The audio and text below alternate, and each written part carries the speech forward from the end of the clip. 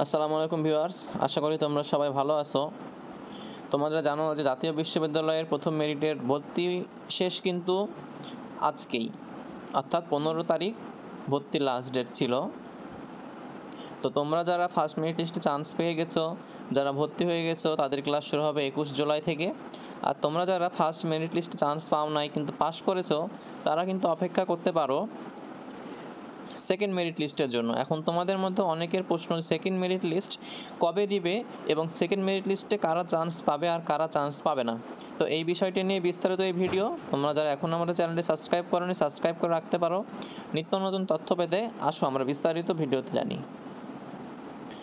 প্রথমেই তোমাদেরকে জানাই যে দ্বিতীয় মেধা তালিকা কাদের জন্য নয়, অর্থাৎ দ্বিতীয় মেধা তালিকা কাদের জন্য। প্রথম মেধা তালিকায় যারা চান্স পাওনি তাদের জন্য দ্বিতীয় মেধা তালিকা। যারা ভর্তি পরীক্ষায় পাশ করেছো কিন্তু কলেজ পাওনি, তাদের জন্য দ্বিতীয় মেধা তালিকা।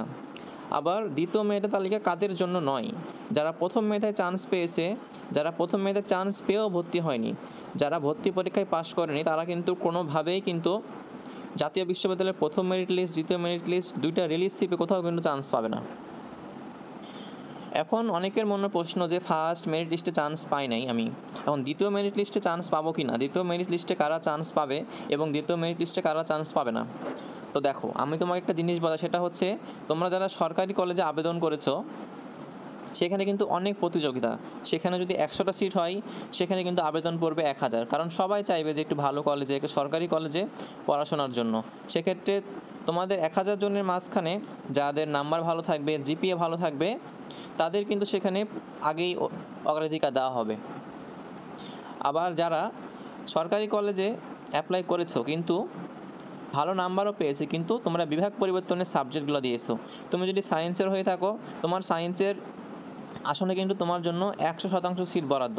কিন্তু তুমি যদি আর্টসের, সায়েন্স হয়ে যদি আর্টসের সাবজেক্টে অ্যাপ্লাই করো, সেখানে কিন্তু তোমার জন্য মাত্র 15% সিট বরাদ্দ থাকবে।